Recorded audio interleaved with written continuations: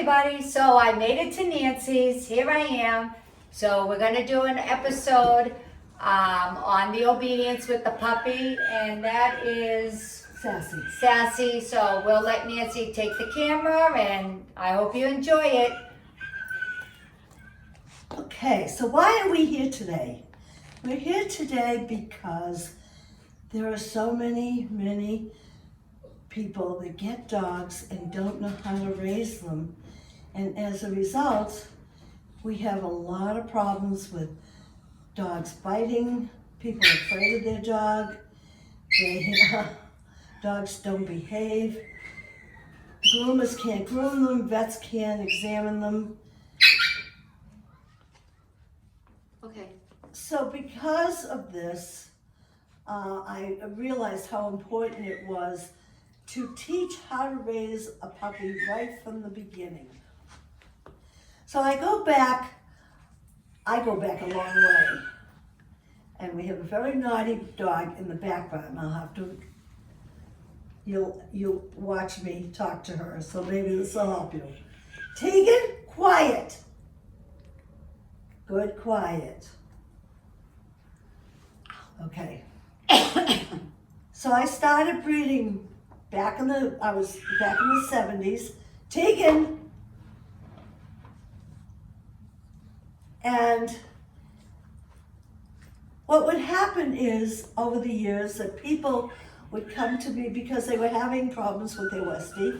Their Westie was biting them, and I would have to fix it and teach them how to do it.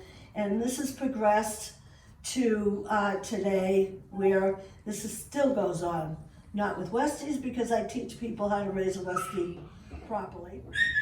Because people don't understand how to raise a dog, dogs are biting them to get what they want. They're not allowing the people to brush them. They can't take them to groomers because they don't know how to stay still, and they're biting them, and vets can't examine them, and there's so many different problems out there. And I've been working with these problems on an individual basis for many years. Westies can be very naughty little dogs, and people don't raise them right, and then they're biting kids and whatever, and I said, okay, they come to me, and I fix it, and I teach them how to handle it, and they become these very sweet, wonderful little dogs that they can be. And so I've been doing this for years. I train dogs. Quiet! Good, quiet. That's an example of how you correct and respond with the praise. So I'm going to continue now. That's my little puppy, and she's learning. So people have come to me because I teach them. They want their dog to learn how to track. Tracking is finding a dog smelling the ground where someone walked, and then they find the object that the person dropped on the track. So they bring this dog to me, but the dog hasn't learned to walk on a leash. I can't even get him to walk to the beginning of the track so I can teach him. So I have to first teach the dog how to walk on a leash. So this has been a problem ongoing for a long time, but it has really become a great problem. So why is it that it's important to teach a dog how to behave in society? We do the same thing with children. When we're raising a child, from the time it's a baby and it learns to crawl, and then it learns to walk, and it goes through the terrible twos, and then we get it ready for school. By that time, it's learned how to behave in society, hopefully. Because if they haven't, then they can't go to school, and they can't learn the reading, writing, and arithmetic because they're out of control. So we know that it's important. The difference between a child and a dog really is the amount of time that we have to raise them. So a child, it's 2 years when they are walking around and getting into the kind of trouble that a puppy I'm going to demonstrate has. And so, but we have to teach them. But with dogs, we have a limited amount of time, just a matter of weeks. I hear all the time that someone doesn't want to get a puppy because it's a lot of work. Yes, it is a lot of work, but you know what? It's only for a short period of time. It's only for weeks. Because by the time they're 6 months old, they should have the basis of behavior. That would be equal to a 4-year-old child. They know how to behave so they can go to the hairdresser or the barber and get their hair cut. They can go to the vet, to the doctor, and they know how to behave. And if they don't, then they're taught. The teaching continues after that point. But with a dog, it's the same thing. It's just that it's only a few weeks. And if you put the effort into those first few weeks, you get the puppy at 8 or 9 weeks or 10 weeks old, you only have until they're 6 months old. And if you do your job, then you'll have a much easier time for the next many years of their lives. It isn't that they don't continue learning. Of course they do. So, for instance, I hear all the time people say, my dog won't let me brush them, or my dog won't let me touch their eyes, or put drops in their eyes, or brush their teeth. Their dog won't let me. Well, that's, how can you take care of the dog then? You can't take care of the dog if the dog won't let you. When you take the dog to the vet, and the vet has to examine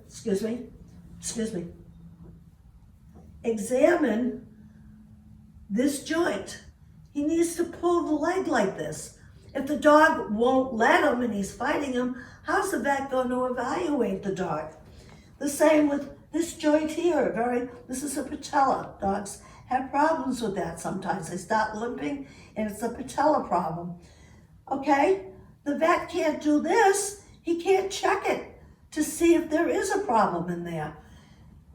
If you want to brush the dog, if it's a small dog, you should be able to put them on their back and you should be able to brush them. And if it pulls a little bit, they need to be able to accept that. When we brush our hair and we have tangle in the hair and it pulls a little, we don't like it, but we have to accept it. So the dog has to accept this. This dog doesn't like what I'm doing, but she accepts it. Oops, she just fought me, and I just don't allow that. So she is accepting that. Dogs came to us from wolves, and they came to us because we could feed them, we could take care of them. But we have to get them to understand, to listen to us, to respect us, and to allow us to do these things so that we can take care of these dogs. So, are we on? So this dog respects me. She depends on me for her existence, and she's happy to do that. And she loves me, and everything is great. So, but I can do anything I want with her. There was one person once that her dog would not let her touch her eyes or touch her face, and she was afraid of her because the dog would bite her if she did it. So I had to go there so that I could put ointment in the eye and treat an eye infection. She wasn't able to, because she wasn't able to do it, the skin got all sore in here, it was all excoriated because she wasn't able to take care of the dog. And this starts right from the time they're little puppies.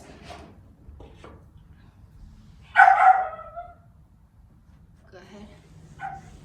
Okay, so we know that all dogs have different personalities. Some are confident, some are fearful, some are aggressive, some worry a lot.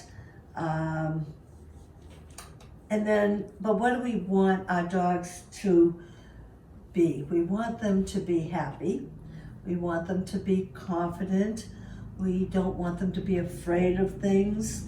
We want them to be stable. We want them to understand that everything that we do as humans to them is for their sake, for their safety, for their well-being. And when we establish that in our dogs, then we will get love and respect. They will love us anyway, but we will have the respect and the dogs will be confident. So I'm going to now get a little puppy, and I'm going to show you how to handle a puppy right from the time you get it. The puppy I'm bringing out now is, she's just under 8 weeks old. She'll be leaving to go to its new home shortly, and the people will be spending time learning how to handle this puppy. The reason I'm using this puppy is because she is extremely intelligent and is very determined to do whatever it is that she wants to do. But I am in the process of teaching her what she can do and what she can't do. And even though everything that I'm dealing with a very tough dog right now, the basis is still the same. The amount of force might be different according to the animal you're working with. Some dogs is just using your voice and using it correctly. It's always using your voice. That's a big part of it. But other times there is the stimulus that you need to have in order to get through to the dog. So let me go get the puppy. This is a West Highland White Terrier. I call her Puppy. I don't give my dogs names. I let the people do that. What are you looking at? Huh? She knows she's There's on something TV. over there? Yeah? Yeah. So when I got this dog a week ago, well, I have had her. My friend was actually raising her. And she would bark continuously and not stop. And she didn't care what you said. She would not stop. See, this dog doesn't like me because I beat her up every day. Huh. The kisses. And so I had to stop her from barking. And I know that people have dogs that are barking problems. And the basis of training it is you have to get it to stop the action. So hopefully everybody has watched the other program that I did that gave the basis of the voice and all that. So that would help you understand this, but I'll go over it again. Corrections and stationary commands are sharp. To be lower, but sharp. So if you're going to correct them, whether it's with a voice, which is no, stop, or you do a tap, it's sharp. It's not hard, it's sharp. So it's a stimulus that makes them stop that action.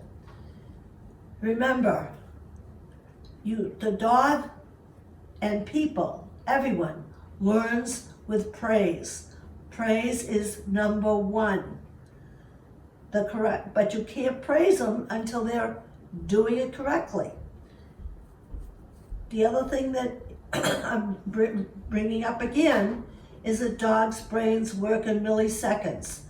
So after you stop them from doing what you don't want them to do, you can't keep telling them to stop doing it. They've already stopped. Their brain stops right there. As soon as they stop doing the action, then the praise immediately comes in. Dogs' brains work in milliseconds. So if this dog was barking, which of course she isn't right now because she's being very good, then I would be going, stop, no bark, no bark, stop. And if I have to, I would grab her mouth and hold it and say no barking. I can't do it to her now because she's being very good. Hopefully she'll bark. I'll put her in the pen later and she'll bark. You can do things like take a bottle. Let me get the bottle. Hold on.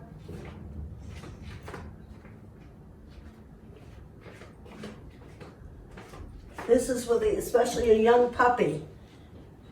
This banging this, that noise, this is a liter, 2-liter bottle of soda, that noise very often will stop them. You have to stop the action and you immediately have to go, good, no noise, yes, good. So that works, that can help. The big thing is to remember you are not going to fix a problem with one correction on a young dog. It's going to take lots of practice, patience and lots of perseverance, and you will succeed.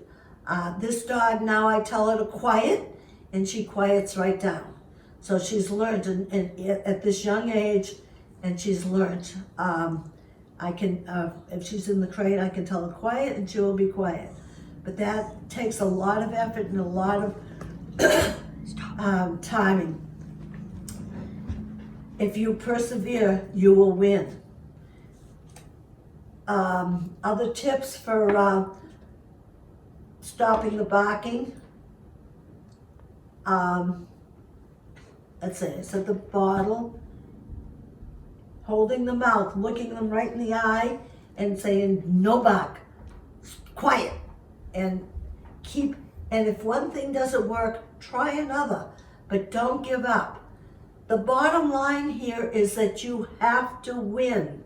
If you don't win, you'll never get anywhere, but you have to keep going until you finally win, till the dog accepts what you're trying to teach it.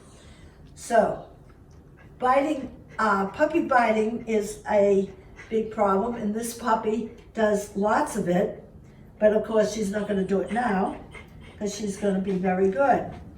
I've been working with her for a week, so Joanne, let's try you, because she was being naughty with you. You take the puppy and see if you can see if She was biting me. Tegan, come with me. That's the mommy. This is the mommy.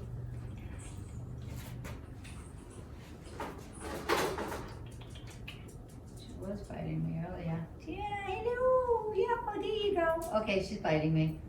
Okay. Out, out, out, out, out, out. Yeah. Okay, so Okay. she's biting. All right. Okay. Now, here's the deal. When she starts biting, Mm-hmm. then you keep your hand there, Yeah. and then you take your other hand and you go, stop, Stop. no bite. No Good, bite. no bite. Good, Good, no good. bite. Good, no bite. Stop. Good, no bite. Stop. Good, no bite. All right, let me grab her. Okay. Because the timing's not quite right here.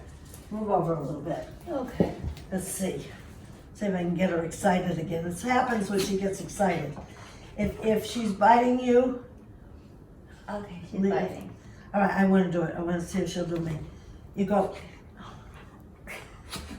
She wants mine. Okay.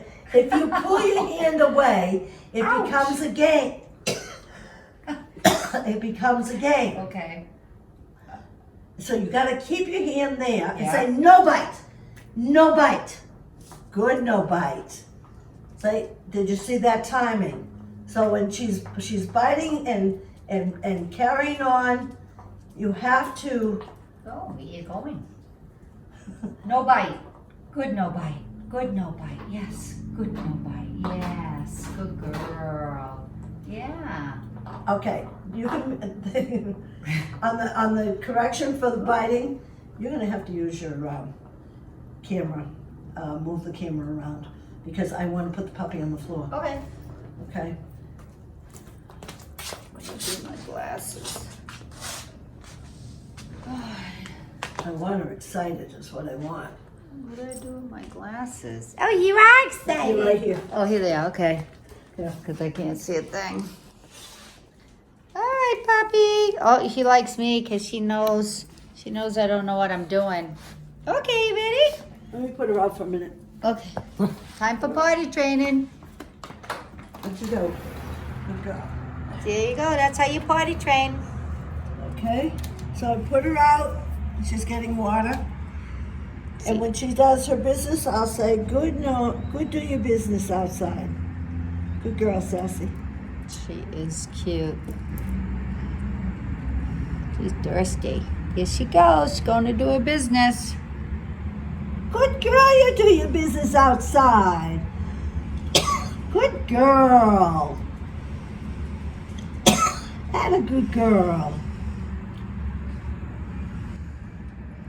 Now, usually after they drink water when they're puppies, they go to the bathroom again, usually 15, 20 minutes later? There's no timing. They're all different. They are?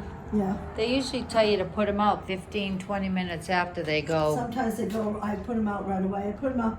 Puppy needs to go out many times a day. Many times. There's no schedule. The only schedule is first thing in the morning they go out. And after they eat, they go out. But the timing on that can be different. Okay, so let's just watch her. Let's see what kind of trouble she can get into. The other day she was chewing the carpet, and I had to teach her not to do that. So the idea is that you have to teach her what she can do and what she can't do. And right now, she can chew the bone. That's fine. So we watch her enough and see what kind of trouble she can get into. Like the other day, she was into all kinds of trouble. Let me move this table back to what it was. Somebody didn't want her to get the bone. Yeah. But see what she can chew on. What of the...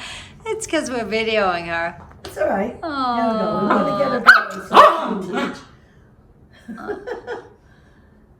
Mommy's yelling Westies at are her. very, very tough. And the mothers are very tough with their puppies. One of the most dangerous things for a puppy is, I know what I want to do. I'll put it. No bite. This puppy will chew furniture. Leave it. You filming? So you're gonna have to get up and walk around with her. Okay. Oh, she's biting my foot. Yep, she's biting my clothes. All right, she's biting my clothes. Move your leg out of the way. No. Okay. See, that little whack is a stimulus that they need to understand that is not, she can't do that. One thing this puppy loves to do, and that's to chew electric wires. Oof. And so many dogs have been electrocuted because they chew wires. Now she's been taught. Oh, yeah. No. Good girl. Good puppy. So you heard the sharp tone that I used to correct her and say, no, you can't do that. This is very incurable. No, leave that. Leave that. Leave it. She wants to chew my shoes. No. Good. No. Good girl. No. Leave it. Leave it. No. You need to do that stimulus. It's just a tap. And you need that because I have to have a stimulus that lets them know that that is exactly what will put her down in the fit. No, leave that. She's going to actually go for my toes now. This is why we're using this puppy. And now, all right, so she distracted herself. And that's a good thing, is to get a bone or a toy or something that they would rather chew on. Most dogs are not as bad as this one, which is good because most people would not be able to handle this.